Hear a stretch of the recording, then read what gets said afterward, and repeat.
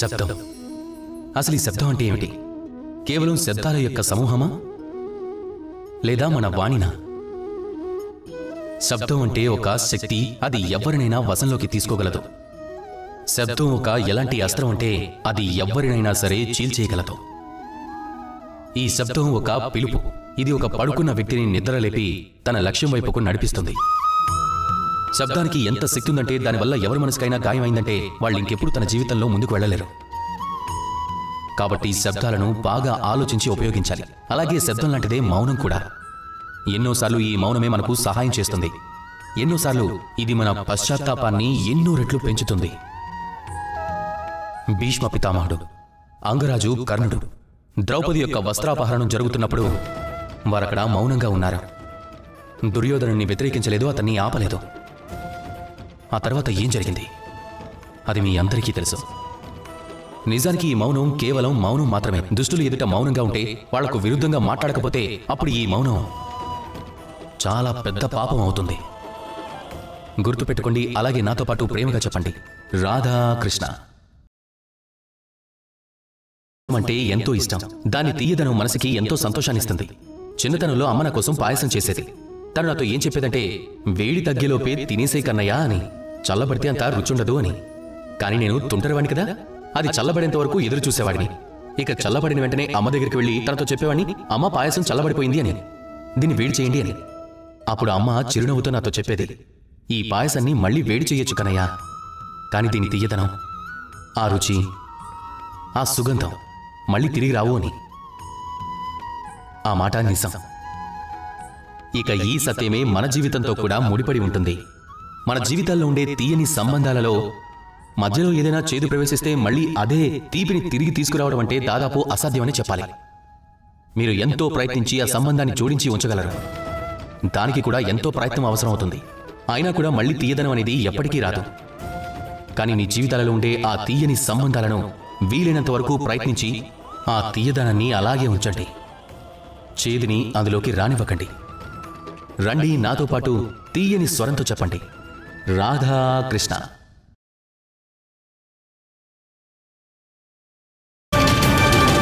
ఈ విశాల ప్రపంచంలో రకరకాల చెట్లు, లెక్కలేనన్ని జాతులున్నాయి. కొన్ని చెట్లు ఆకులనిస్తాయి, కొన్ని చెట్లు పూలనిస్తాయి, కొన్ని ఫలాన్నిస్తాయి, కొన్ని నీడనిస్తాయి, కొన్ని చల్లదనాన్ని ప్రసాదిస్తాయి, మరికొన్ని తనకి తాను కష్టం కలిగించుకొని ఈ ప్రపంచం అభివృద్ధి చెందడానికి సహాయం చేస్తాయి. కానీ వీటన్నింటిలో ఒక్కటి సమానంగా ఉంది. ఇవి ఆకులు లేకుండా, పువ్వులు లేకుండా, పళ్ళు లేకుండా బతుకుండగలవు. కానీ ఏ చెట్లైనా వేరు అనేది లేకుండా జీవించి ఉండలేదు. ఇదే దానికి ఆధారం. అదేవిధంగా మన జీవితంలో శక్తి అయినా, దానమైనా, సఫలతైనా, మనది లేదా మన కుటుంబం సంతోషం కావచ్చు, వీటన్నింటికీ ఆధారం, వీటన్నింటికీ వేరు కష్టపడడం. అందుకే జీవితంలో ఎప్పుడూ కష్టపడుతూ వెళ్ళండి. ఒకవేళ మీరు జీవితంలో ఉన్నత స్థాయికి ఎదగాలనుకుంటే కష్టపడుతూ ఉండండి. ఇదే కష్టంతో మీ కుటుంబాన్ని సంతోషపెట్టండి, మీ మిత్రులను సంతోషపెట్టండి, సమాజం గర్వపడేలా చేయండి. నాతో పాటు రండి, ప్రేమగా చెప్పండి, రాధాకృష్ణ. మన జీవితంలో ఎప్పుడైనా ఏదైనా పెద్ద బాధ వచ్చినప్పుడు మనం దానికి దూరంగా పారిపోతాం. మనసులో ఏమనుకుంటామంటే, లేదు, ఇంత పెద్ద భారాన్ని మోసే శక్తి నాలో లేదు, నేను మొయ్యలేను అని. ప్రపంచంలో రకరకాల చెట్లున్నాయి. కొన్ని చిన్నవున్నాయి, కొన్ని పెద్ద ఉన్నాయి. కానీ మర్రి చెట్టంత దృఢమైంది, అలాగే విశాలమైన చెట్టు ఇంకేదీ లేదు. అది నిస్వార్థ భావంతో ప్రపంచానికి సేవ చేస్తుంది, నీడను ప్రసాదిస్తుంది, చల్లదనాన్ని ప్రసాదిస్తుంది. కానీ ఎప్పుడైనా ఎలాంటి సమయం వస్తుందంటే అప్పుడు దాని మీద అత్యధిక భారం పెరుగుతుంది, అయినా అది విరిగి పడిపోతుంది. అప్పుడు దానికి తన ఈ నిస్వార్థ సేవకు ఫలితం దక్కుతుంది. తాను చేసిన నిస్వార్థ కర్మల ద్వారా తన కాండం నుంచి ఏ కొమ్మలు పెరుగుతాయో అవి ఊడలుగా మారతాయి. ఈ ఊడలు పెరిగి నేలకు తాకుతాయి. ఆ తర్వాత ఆ మర్రి చెట్టుకి ఊతాన్ని ఇస్తాయి. అలాది విరిగి పడదు. ఇదే విధంగా మీరు కూడా మీ జీవితంలో అందరికీ నిస్వార్థ భావంతో సేవ చేయండి, ప్రేమించండి, సహాయం చేయండి. ఎప్పుడైతే మీ మీద అత్యధిక భారం పడుతుందో అప్పుడు వీళ్ళంతా కలిసి మీకు సహాయం చేయడానికి వస్తారు, మీకు శక్తిగా మారుతారు. ఇక మీరు మర్రి చెట్టులాగే దృఢంగా, విశాలంగా మారిపోతారు. రండి, నాతో పాటు ప్రేమగా చెప్పండి, రాధాకృష్ణ.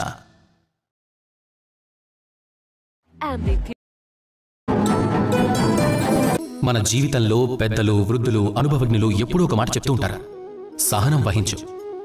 2 పదాలు, కానీ ఈ పదాల్ని అర్థం చేసుకుంటే చాలా లోతైనవి. ఒక చిన్నపాటి ఆయుధాన్ని తీసుకోండి. ఒక విశాలమైన కొండ మీద నిరంతరంగా దాడి చేయండి. ఇక ఈ పనిని సహనంతో చేయండి. ఇక ఏదో ఒక రోజు మీరు ఆ విశాలమైన కొండను తవ్వి మీరు ఒక మార్గం వేయగలరు. ఒక విలుకాడు తను విద్య నేర్చుకుంటున్నప్పుడు తను కూడా సహనంగా ఉండడం చాలా అవసరం అవుతుంది. తనకు తాను సమయం ఇచ్చుకోవాల్సి ఉంటుంది. అప్పుడే తను విలువిద్యను నేర్చుకుంటాడు. అలాగే మన జీవితంలో కూడా అన్నింటికంటే సహనం చాలా అవసరం.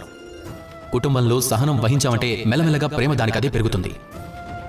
సమాజంలో సహనం వహించామంటే మెల్లమెల్లగా ఈ సమాజం మిమ్మల్ని గౌరవిస్తుంది. ఒకవేళ మీ జీవితంలో మీరు సహనం వహించారు అంటే మీలో ఆత్మవిశ్వాసం దానికదే పెరుగుతుంది. మీరు పైకి ఎదుగుతారు. సహనంతో ఉంటే జీవితంలో అన్నీ సాధ్యమవుతాయి. మెల్లమెల్లగా జరగచ్చే కానీ ఖచ్చితంగా జరిగి తీరుతాయి. సహనం వహించండి, ఎందుకంటే సహనమే అన్నింటికంటే పెద్ద పెట్టుబడి. రండి నాతో పాటు ప్రేమగా చెప్పండి, రాధాకృష్ణ. ఒక పదం ఉంది, పరిస్థితి. ఎంతో మంది నోటి నుంచి మనం ఈ మాట వింటుంటాం. జీవితంలో ఎప్పుడైనా విఫలమైనప్పుడు, కష్టం వచ్చినప్పుడు, బాధ కలిగినప్పుడు, ఏదైనా సమస్య వచ్చినప్పుడు తప్పు మొత్తం మనం పరిస్థితి మీదే వేసేస్తాం. ఇక చెప్పాలంటే ఎంతో కొంత నిజమే కూడా. ఈ పరిస్థితి ప్రతిరోజులాగానే మారుతూ ఉంటుంది. కానీ ఈ పగలు, ఈ రాత్రి, వీటిని కూడా నియంత్రించగలిగే వాళ్ళు ఒకరున్నారు. ఇక తను ఎవరు అంటే సూర్యుడు. అదేవిధంగా మన ఈ జీవితంలో సూర్యుడు ఎవరు అంటే మన మనసు. ఒకవేళ మనం మన మనసు మీద నియంత్రణ సాధిస్తే మనం మన జీవితం మీద కూడా నియంత్రణ పొందొచ్చు. అందుకు ముందుగా ఈ మనసుకి రాజువి కావాల్సి ఉంటుంది. గుర్తుంచుకోండి, ఒకవేళ ఈ మనసు బలహీనంగా ఉంటే పరిస్థితి మనకు కష్టంగా అనిపిస్తూ ఉంటుంది. ఈ మనసు స్థిరంగా ఉంటే పరిస్థితి సవాలుగా అనిపిస్తుంది. ఒకవేళ ఈ మనసు శక్తివంతంగా మారితే ఎలాంటి పరిస్థితులైనా అవి మీ దృష్టిలో కేవలం అవకాశాలు మాత్రమే. ఎలాంటి అవకాశాలంటే వాటిని అందిపుచ్చుకొని మీరు మీ జీవితంలో ఉన్నత స్థానాన్ని పొందొచ్చు. మీ మనసులో శక్తిని పెంచుకోండి, గొప్పవాళ్ళవ్వండి. అలాగే నాతో పాటు ప్రేమగా చెప్పండి, రాధాకృష్ణ.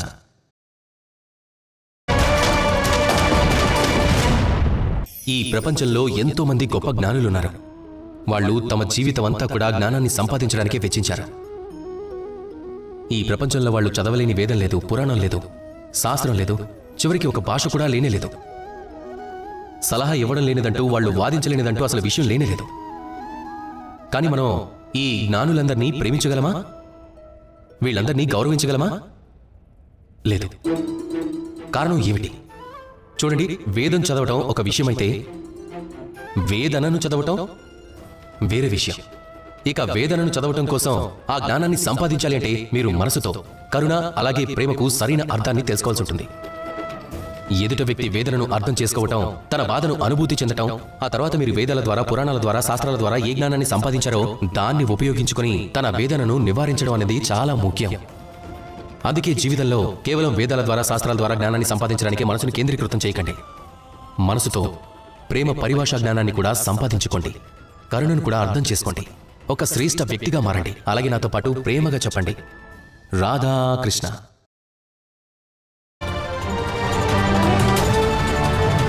మన జీవితంలోకి ఎన్నో రకాల వ్యక్తులు వస్తూ ఉంటారు. కొందరు మనతోనే ఉండిపోతే ఇంకొందరు దూరం అయిపోతారు. కొందరు మంచివాళ్ళుంటే కొందరు చెడ్డవాళ్ళుంటారు. కానీ మనం ఎప్పుడూ ఈ చెడ్డ వ్యక్తులు మన జీవితంలోకి వచ్చిన ఆ సమయాన్నే నిందిస్తూ ఉంటాం. మనకు చెడు అనుభవాలు పంచుతారని, బాధపడతారని, ఆందోళన కలిగిస్తారని మనం ఎప్పుడు వారిని అనరాని మాటలు అంటూ ఉంటాం. కానీ ఎందుకు? ఈ చెడ్డవాళ్ళు మంచివాళ్ళు కాదు, మంచివాళ్ళు చెడ్డవాళ్ళు అందరి జీవితంలోకి వస్తారు. అలాగే అందరికీ విలువైన పాఠం నేర్పించి వెళ్తారు. ఇక మీరే స్వయంగా ఆలోచించండి. జీవితంలో మొట్టమొదటిసారిగా మీరు నిప్పుని ముట్టినప్పుడు అప్పుడు మీరు ఈ పాఠం నేర్చుకున్నారు, నేను నిప్పుకి కొంచెం దూరంగా ఉండడం మంచిది అని. కానీ మెల్లమెల్లగా ఆ నిప్పుని నియంత్రణలో ఎలా ఉంచడం మంచిదో నేర్చుకున్నారు. ఆ తర్వాత మీరు దాన్ని జీవితంలో ఎలా ఉపయోగించుకోవాలో నేర్చుకున్నారు.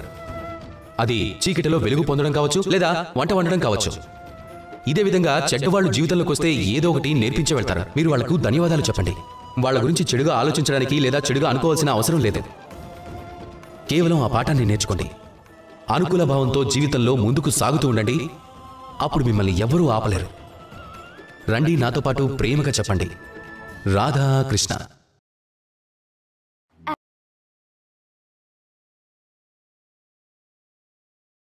దీన్ని ఇసుక అనండి, మట్టి అనండి, లేదా ధూళి అనండి. దీంతో మనం ఎన్నెన్నో చెయ్యొచ్చు. దీంతో మీరు మీ నివాస స్థలాన్ని నిర్మించుకోవచ్చు, గోడలు కట్టుకోవచ్చు, భవనాన్ని నిర్మించుకోవచ్చు. కానీ ఒకవేళ ఈ ఇసుకను మీ పిడికిట్లో బంధించాలని ప్రయత్నం చేస్తే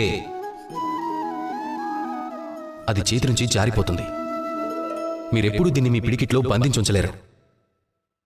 మన జీవితం కూడా కొంచెం ఇలాంటిదే, సమయం కూడా ఇలాంటిదే. ఈ పిడికిట్లో బందీ అయిన ఇసుక లాంటిదే. సమయాన్ని మనం ఆపలేము, బంధించి ఉంచలేము. అది గడిచిపోతూనే ఉంటుంది. పుట్టుక నుంచి చావు దాకా ఉన్న సమయం అది నిర్ణీత సమయం. ఇందులో మనం ఏదైతే చేస్తామో దాంతోనే మన విలువ నిర్ధారితమవుతుంది. ఈ ప్రపంచంలో నుంచి వెళ్ళిపోయిన తర్వాత కూడా ప్రపంచం ఈ పనులతోనే మనల్ని గుర్తుపెట్టుకుంటుంది. ఇందులో ఈ రోజు నేను ఈ పని చేయాల్సింది కానీ అది రేపు చేస్తాను అనుకోకండి. రేపు నేను లక్ష్యాన్ని చేరుకోవాలి కానీ ఎల్లుండి వరకు చేరుకుంటానులే అనుకోకండి. సమయం చాలా విలువైనది, దాన్ని వృధా చేసుకోకండి. ఈ సమయాన్ని ఉపయోగించుకోండి. ఉన్నతత్వం వైపు అడుగులేయండి. కానీ దీన్ని పిడికిట్లో బంధించాలనే ప్రయత్నం చేసినా ఆ సమయం ఆగేది కాదు. రండి, అలాగే నాతో పాటు ప్రేమగా చెప్పండి, రాధా కృష్ణ. అందరూ మన జీవితంలో జనాలు ఎన్నోసార్లు ఈ మాట చెప్పడం విన్నాం. నేను విఫలమయ్యాను ఎందుకంటే నా సమయం బాలేదు కాబట్టి అని. నేను ఒక వస్తువుని పొందాలనుకున్నాను కానీ పొందలేకపోయాను ఎందుకంటే నా సమయమే బాలేదు కాబట్టి. నేను నా జీవితంలో ఎంతో గొప్ప పని చేయాలనుకున్నాను కానీ చేయలేకపోయాను. ఎందుకంటే నా సమయమే బాలేదు కాబట్టి. ఇక నా జీవితంలోకి మంచి సమయం రాగానే నేను అన్నింటినీ పొందగలను. ఇలా ఎంతో మంది చెప్తారు. మనం ఒక్కటి అర్థం చేసుకుందాం. ఒక తోటమాలిని చూడండి. తను ప్రతిరోజు చెట్లకు సేవ చేస్తాడు, వాటికి నీళ్లు పోస్తాడు, వాటి బాగోగులు చూస్తాడు. ఎందుకు? ప్రతిరోజు ఆ చెట్లు ఫలాలివ్వవు. సరైన సమయం వచ్చినప్పుడే ఆ చెట్లు ఫలాన్నిస్తాయి. కానీ తోటమాలి ప్రతిరోజు వాటికి సేవ చేస్తాడు, వాటిని జాగ్రత్తగా చూసుకుంటాడు. చెట్లు పళ్ళనిచ్చినప్పుడు మాత్రమే కాదు, ఒకవేళ తోటమాలి ప్రతిరోజు వాటిని చూసుకోకుంటే ఆ చెట్లు ఎప్పటికీ పళ్ళను కూడా ఇవ్వలేవు. ఇది మనకు ఒక గొప్ప పాఠం. సమయం మీకోసం ఎదురు చూడనప్పుడు మరి మీరు సమయం కోసం ఎందుకు ఎదురు చూస్తున్నారు? మంచి సమయం కోసం ఎదురు చూడకండి. మీ పనులతో అలాగే మీ కష్టంతో మంచి సమయాన్ని మీరు దగ్గరికి తెచ్చుకోండి. నిరంతరం పనిచేయండి, కష్టపడుతూ ఉండండి. మంచి సమయం దానికదే దగ్గరకు వచ్చేస్తుంది. రండి, నాతో పాటు ప్రేమగా చెప్పండి, రాధా కృష్ణ.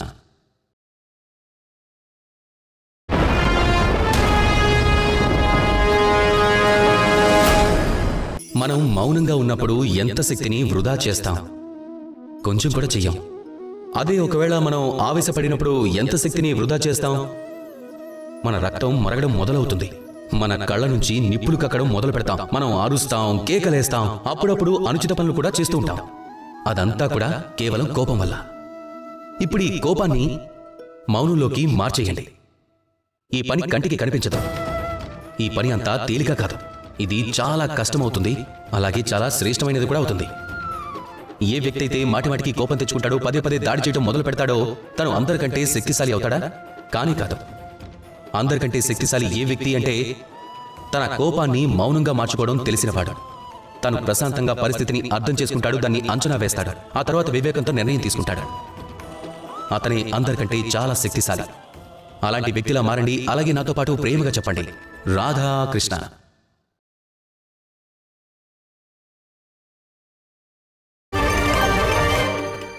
ఈ ఎండిన ఆకుని చూడండి, నిర్జీవంగా మారిపోయింది. ఒక సమయంలో ఒకప్పుడు ఇదే ఆకు ఒక చెట్టు కొమ్మ మీద ఉండేది. ఆ చెట్టు దీని ఆలనా పాలనా చూసుకునేది. ఎప్పుడైనా గాలి వీయగానే ఈ ఆకులు కూడా కదిలేవి, ఊగేవి, శబ్దాలు కూడా చేసేవి. ఏదో ఒక రోజు ఈ ఆకు చెట్టు కొమ్మ నుంచి తెగి రాలిపోయింది. దీనికి దీని స్వతంత్రమైతే దొరికింది, కానీ ఇది ఎండిపోయింది కూడా, మెల్లమెల్లగా నిర్జీవంగా మారిపోయింది. ఇప్పుడు నేను ఇదైతే చెప్పడం లేదు స్వతంత్రం అనేది అనుచితం అని, కానీ కాదు. కానీ ఎలాంటి భావననైనా స్వతంత్రం అనుకోవడం అది ఖచ్చితంగా అనుచితమే. ఒకవేళ మన జీవితంలో కుటుంబం గురించి మాట్లాడితే ఆ కుటుంబంలో ఎన్నో భేదాభిప్రాయాలు ఉన్నా సరే, ఎన్ని మనస్పర్ధలు వచ్చినా సరే, ఎన్ని వివాదాలు జరిగినా సరే వాటిని పరిష్కరించడం అవసరం అవుతుంది. అలానే ఆ వివాదాలను అంతం చేయడం అవసరం. ఎప్పుడు ఆ కుటుంబాన్ని ముక్కలు కానివ్వకండి. ఆ కుటుంబానికి ఎప్పుడూ దూరంగా వెళ్ళకండి. ఈ కుటుంబం మన జీవితంలో ఒక అమూల్యమైన సంపద, అమూల్యమైన తోడు. అది ఖచ్చితంగా ప్రపంచంలో మీకు ఇంకెక్కడా దొరకదు. అందుకే దాన్ని భద్రంగా చూసుకోండి. మీరొక ఆకు అనుకోండి, అలానే మీ కుటుంబం ఆ చెట్టు. రండి నాతో పాటు ప్రేమగా చెప్పండి, రాధా కృష్ణ. మనిషి చనిపోయాడు అంటే ఏమవుతుంది? ఎంతో మంది తమ బాధను వ్యక్తం చేయడానికి వస్తారు. ఏ వ్యక్తి అయితే చనిపోయాడో తనకు ఎన్నెన్నో వస్తువులుంటాయి, అవంటే తనకు చాలా ఇష్టం, వాటిని ఉపయోగించాడు. తన మంచం, తన దుస్తులు, తన ఆభరణాలు అవన్నీ ఇక్కడే మిగిలిపోతాయి. ఇక ఖాళీ చేతులతో తనను శ్మశానానికి తీసుకువెళ్ళడం జరుగుతుంది. నేను మిమ్మల్ని అడుగుతున్నాను, మీరు ఈ ప్రపంచంలో ఏం సంపాదించారు? ధనం, సంపద, దుస్తులు, ఆభరణాలు. మీరు సంపాదించిన ఇవన్నీ మీరు వెళ్ళిన తర్వాత మీకు దూరమైపోతాయి. దానికి జవాబు ఒక్కటే, మీ పనులు. కేవలం అవే మీవి. ఇక అవే ఈ ప్రపంచంలోంచి వెళ్ళిన తర్వాత కూడా అవి మీ ప్రపంచంలో బతికే ఉంటాయి. ఒకవేళ మీరు చెడు పనులు చేస్తే అప్పుడు ఈ ప్రపంచం మిమ్మల్ని ఒక అనుచిత ఉదాహరణ రూపంలో చూస్తుంది. ఒక వ్యక్తి చాలా పెద్ద పాపాత్ముడు, చాలా చెడ్డ పనులు చేసేవాడు, తను ఏ దారిలో నడిచాడో ఆ దారిలో ఎవరూ నడవకూడదు అంటారు. లేదా ఒకవేళ మీరు మంచి పనులు చేస్తే ప్రపంచం ఎప్పుడూ ఇలాగే అంటుంది, చాలా మంచి వ్యక్తి, అందరినీ ప్రేమించేవాడు, అందరికీ సహాయం చేసేవాడు, తనంటే నాకు చాలా ఇష్టం అంటారు. ఇవే శ్రేష్టమైన పనులు. అందుకే జీవితంలో ధనం, సంపద, ఆభరణాలు వీటిని సంపాదించడానికే మీ మెదడుని వినియోగించుకోకండి. మంచి పనులు చెయ్యండి. ఈ ప్రపంచంలోంచి వెళ్ళిన తర్వాత కూడా ఇవే పనులు ఈ ప్రపంచం మనసుల్లో మిమ్మల్ని ప్రాణాలతో ఉంచుతాయి. రండి నాతో పాటు ప్రేమగా చెప్పండి, రాధా కృష్ణ. అలాగే నమ్మకం. మనిషి జీవితంలో ఈ రెండు అమూల్యమైన స్తంభాలు. ఇవే ఢాలు లాంటివి, ఇవే ఆయుధాలు కూడా. ఇవే మనల్ని రక్షిస్తాయి, ఇవే మన కోసం దారిని కూడా సూచిస్తాయి. కానీ ఒక చిన్నపాటి సమస్య ఉంది. ఒకవేళ మీరు వెదురు చెట్టు నుంచి ఇది నాకు పళ్ళనిస్తుందని ఇలాంటి ఆశ పెట్టుకుంటే ఆ ఆశ నిరాశ కాక తప్పదు. ఒకవేళ ఖర్జూర చెట్టు మీకు నీడనిస్తుందని మీరు నమ్మకం పెట్టుకుంటే ఆ నమ్మకం కూడా వమ్ము కాక తప్పదు. మరి ఏం చేయడం మంచిది? కళ్ళు మూసుకుని ఎవరి మీదైనా నమ్మకం లేదా ఎవరి మీదైనా ఆశ పెట్టుకోవడానికి ముందు ఎంచుకోండి. ఎవరి మీద నమ్మకం పెట్టుకోవాలో, ఎవరి మీద ఆశ పెట్టుకోవాలో. ఒకవేళ నన్ను అడిగితే మీ మీద మీరు నమ్మకం ఉంచండి. మీరు చేయలేనిదంటూ ఈ ప్రపంచంలో ఏదీ లేనేలేదని. ఇక కేవలం పనిచేస్తూ వెళ్ళండి. అలాగే ఆశ పెట్టుకోండి ఆ ఈశ్వరుని మీద, ఆయన మీ పనులు చూడాలని, అలాగే మీకు మీ పనికి ఫలితాన్ని ఇవ్వాలి అని, మీకు సఫలతని ఇవ్వాలి అని. ఒకవేళ మీ నమ్మకం దృఢంగా ఉంటే, నిరంతరం కష్టపడుతూ ఉంటే ఈశ్వరుడు ఎప్పుడూ మీ ఆశల్ని అడియాసలు కానివ్వడం. రండి అలాగే నాతో పాటు ప్రేమగా చెప్పండి, రాధా కృష్ణ. జ్యోతిష్యం ఇదొక విద్య, ఒక విజ్ఞానం. మీరు ఏ నక్షత్రంలో జన్మించారో, మీరు ఏ స్థలంలో జన్మించారో దాని ప్రకారం మీ జీవితానికి ఒక దిశ ఏర్పడడానికి ఇది ఖచ్చితంగా చాలా సహాయపడుతుంది. కానీ మీరు ఏ రాశిలో జన్మించారో, అలాగే మీకు ఏ పేరైతే ఉంటుందో ఇవే మీ భవిష్యత్తును నిర్ధారించాలన్న అవసరమేమీ లేదు. రాతో రాముడు, రాతో రావణుడు, ఇద్దరి రాశులు ఒక్కటే. కానీ ఒకరు తన శక్తిని దుర్వినియోగం చేశారు. స్వర్ణ లంకాధిపతి రావణుడు దశ దిశల్లో విజయాన్ని సాధించేవాడు, కాని తన చావుని కొని తెచ్చుకున్నాడు. శ్రీరాముడు రావణుణ్ణి అంతం చేశాడు. శ్రీరాముడు ఆయన తన పనులతో, తన కష్టంతో ఆ ఈశ్వరుని కృపని పొందాడు. 14 ఏళ్ల వనవాసాన్ని అనుభవించాడు. తనకు కష్టం వచ్చినా కూడా తన రాజ్యం నుంచి సహాయం తీసుకోలేదు. అడవిలో స్వయంగా కోతులతో, ఎలుగుబట్లతో ఒక సైన్యాన్ని తయారు చేశాడు. అలాగే రావణుడికి తాను చేసిన పాపాలకు శిక్ష వేశాడు. అందుకే ఎప్పుడు గుర్తుపెట్టుకోండి, మీకొచ్చే పేరుని, మీ భవిష్యత్తుని మీరు చేసే పనులే నిర్ధారిస్తాయి, అంతేకాని మీ రాశి కాదు. అందుకే ఎప్పుడు మంచి పనులు చేయండి. అలాగే నాతో పాటు ప్రేమగా చెప్పండి, రాధా కృష్ణ. మనందరికీ కూడా చెట్లు బాగా నచ్చుతాయి.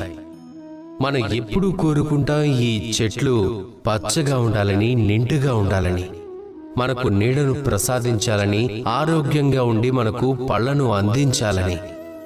అందుకని ప్రతిరోజు మనం చెట్లకు నీళ్లు పోస్తూ ఉంటాం. కానీ ఎప్పుడైనా ఆలోచించారా, మనం నీళ్లు వేర్లకు పోస్తాం, అయినా ఆ నీళ్లు ఆ చెట్టుకున్న ప్రతి ఒక్క ఆకు దాకా చేరుకుంటాయి. అసలు ఇది ఎలా జరుగుతుంది? మన పనులు కూడా సరిగ్గా ఇదే విధంగా ఉంటాయి. ఒకవేళ ఈ నేల మీద స్వచ్ఛమైన మనసుతో మంచి పనులు చేస్తే ఈ పనులు నేరుగా ఈశ్వరుని దగ్గరికి చేరుకుంటాయి. ఒకవేళ శ్రద్ధతో, అంకిత భావంతో, స్వచ్ఛమైన మనసుతో ఎవరికైనా సేవ చేసినా అది తల్లిదండ్రులు కావచ్చు, కుటుంబానికి కావచ్చు, గురువుకి కావచ్చు, పశుపక్షాదులకు కావచ్చు, సమాజానికి కావచ్చు. అది నేరుగా ఈశ్వరుని దగ్గరికి చేరుకుంటుంది. ఎప్పుడు స్వచ్ఛమైన మనసుతో, అంకిత భావంతో, అలాగే శ్రద్ధతో పనులు చెయ్యండి. దానికి ఈశ్వరుడే స్వయంగా మీకు ఫలాన్ని ప్రసాదిస్తాడు. రండి, అలాగే నాతో పాటు ప్రేమగా చెప్పండి, రాధాకృష్ణ.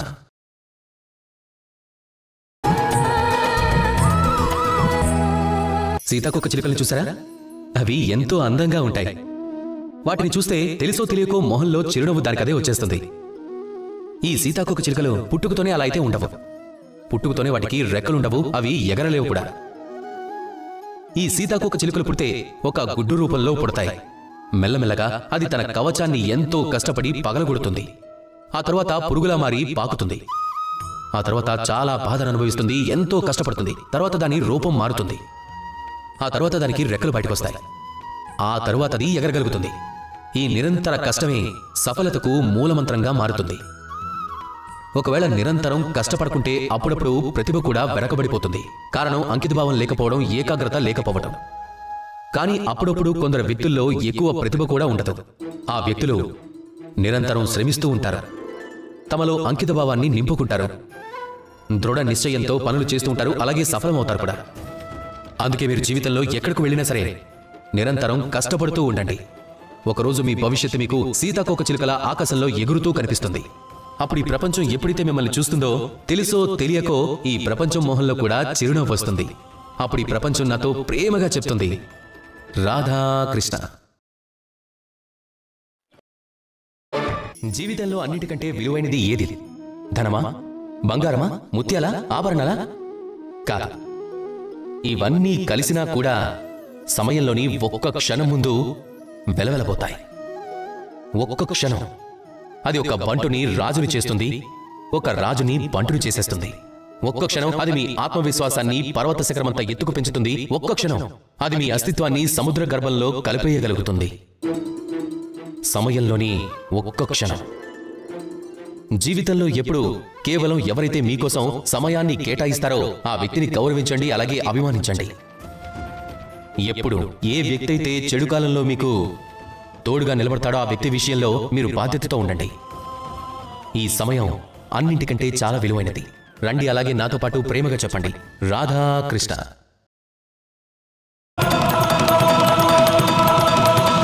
పురాణాలలో రాయడం జరిగింది, తల్లిదండ్రులు ఎందుకంతటి గొప్పవాళ్ళు అన్నది. శ్రీ గణేశుడు తన తల్లిదండ్రుల చుట్టూ ప్రదక్షిణ చేసి పరమ పూజ్యుడి స్థానాన్ని ఎలా పొందాడు. అలానే శ్రవణ కుమారుడు కళ్ళు లేని తన తల్లిదండ్రులను తీర్థయాత్రలు చేయించటం కోసం వాళ్లను కావిడిలో కూర్చోపెట్టుకుని ఎలా బయలుదేరాడు. ఇలాంటి ఎన్నో అమూల్యమైన విషయాలు మన పురాణాలలో తెలుసుకోగలం. ఈ విషయాలన్నీ పురాణాలకు సంబంధించినవి. మన జీవితం గురించి ఇప్పుడు మాట్లాడుకుందాం. మన ఈ జీవితంలో మన తల్లిదండ్రులు ఎందుకంత అమూల్యమైన వాళ్ళు అన్నది, మన మీద వాళ్ళకి ఎందుకంత ప్రేమ ఉంది, వాళ్లను మనం ఎందుకంతగా గౌరవిస్తాం, లేదా వాళ్ళని ఎందుకంతగా గౌరవించడం మంచిది అన్నది. మమత కారణంగా. అమ్మకు ఒక మమత ఉంది, తండ్రికి కూడా ఒక మమత ఉంది. వీళ్ళిద్దరి మమత భిన్నమైనది. కానీ వీళ్ళిద్దరి మమతకు కేంద్ర బిందువు వాళ్ళ సంతానమే. అమ్మ మమత కారణంగా పొద్దున్నే త్వరగా లేస్తుంది, వంట ఉండడం మొదలు పెడుతుంది, నా సంతానం ఎక్కడ పస్తులుంటారేమోనని అనుకుని. ఇక తండ్రి ఇష్టం లేకపోయినా కూడా తన మమత కారణంగా తన సంతానం మీద కఠినంగా ఉంటాడు. వాళ్లకు సంస్కారం నేర్పిస్తాడు, శిక్షణ ఇస్తాడు. ఎందుకంటే వాళ్ళ కోరిక ఒకటే, వాళ్ళ సంతానం భవిష్యత్తులో పైకి ఎదగాలి అని, ఎప్పుడూ పస్తులుండకూడదని. తల్లిదండ్రుల మమతే ఇది. ఇక ఈ మమత ప్రపంచంలో ఇంకెక్కడా లభించదు. మీ తల్లిదండ్రులను ఎప్పుడూ గౌరవించండి, వాళ్ళను ప్రేమించండి, వీలైనంతగా వాళ్లకు ప్రేమను పంచండి. ఇక అదే ప్రేమతో చెప్పండి, రాధాకృష్ణ.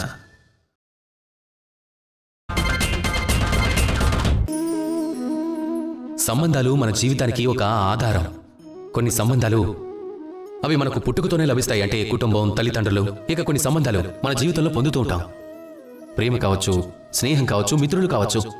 ఇక ఈ సంబంధాలని పొందడానికి, ఏర్పాటు చేసుకోవడానికి 5 అధ్యాయాలుంటాయి. మొదటి అధ్యాయం ఒక వ్యక్తికి కానుకివ్వడం, తనను కలవడం లేదా తనను చూడటం. రెండవ అధ్యాయం ఒక వ్యక్తి మనకు నచ్చడం. మూడవ అధ్యాయం మనం కోరుకోవడం. ఈ వ్యక్తి నాకు మిత్రుడిగా కావాలని, నా జీవితంలో ఉండాలని, లేదా మనం ఒకరితో ఒకరం ప్రేమలో పడ్డామని ఆలోచించడం, లేదా ఇలా ఆలోచించడం. ఈ వ్యక్తి జీవితాంతం నాకు తోడుగా, నాకు భాగస్వామిగా మారి నా జీవితంలో ఉండాలని. 4వ అధ్యాయం, పొందడం. ఈ అధ్యాయం ఎంతోమందికి తేలికవుతుంది. చాలా తేలికగా వాళ్ళు తమ తోడుని పొందుతారు. కొంతమందికి ఇదే అధ్యాయం చాలా కష్టమైపోతుంది. ఎన్నో కష్టాలను ఎదుర్కొని వాళ్ళు తమ తోడుని పొందుతారు, కానీ పొందే తీరుతారు. ఇప్పుడు వచ్చేది 5వది, చివరిది, అలాగే అన్నింటికంటే ముఖ్యమైన అధ్యాయం. ఆ సంబంధాన్ని నిలబెట్టుకోవటం. ఇక ఈ విషయం ప్రతి వ్యక్తి నేర్చుకోవడం మంచిది. ఒకవేళ వ్యక్తి తన జీవితంలో సంబంధాన్ని నిలబెట్టుకోవడం నేర్చుకుంటే ప్రతి సంబంధం తన జీవితాన్ని స్వర్గంలా మార్చేస్తుంది. రండి, నాతో పాటు ప్రేమగా చెప్పండి, రాధాకృష్ణ.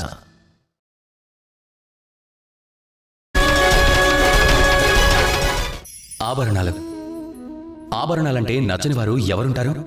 మనం ఎంతో కష్టపడతాం, డబ్బులు కూడబెడతాం, అలాగే ఆభరణాలు కొంటాం, అప్పుడప్పుడు మన కోసం. అలాగే మనం ఎవరినైతే ప్రేమిస్తామో వాళ్ళ కోసం, అప్పుడప్పుడు మనం ఎవరినైతే గౌరవిస్తామో వాళ్ళ కోసం. బహుశా అందుకేనేమో సీతాదేవి చూడమణిని ధరించేది, అలాగే నేను సమంతకమణిని. కానీ నిజానికి మీ విలువను పెంచే వాస్తవిక ఆభరణం ఇదేనంటారా? లేదు. శ్రీరాముడి ఆభరణం ఆయన మర్యాదతో కూడిన ప్రవర్తన. మాతా సీత యొక్క ఆభరణం ఆవిడలోని సత్యం, ఆవిడ నిష్ఠ, అలాగే తన త్యాగం. అలాగే అర్జునుడి ఆభరణం తన ఏకాగ్రత అనే గుణం. రాధ యొక్క ఆభరణం తన ప్రేమ. ఈ ఆభరణాలు మరెక్కడో కాదు, మన మనసులోనే ఉంటాయి. ఒకవేళ మీ మనసులో మర్యాద ఉంటే, గుణం అనేది ఉంటే, సత్యం ఉంటే, నిష్ఠుంటే, అలాగే ప్రేమ ఉంటే, అప్పుడు మీకు ఇంకెలాంటి ఆభరణం అవసరమే లేదు. మీరు ఎలాంటి పరిస్థితుల్లో ఉన్నా మిమ్మల్ని గౌరవిస్తారు. రండి, నాతో పాటు ప్రేమగా చెప్పండి, రాధాకృష్ణ.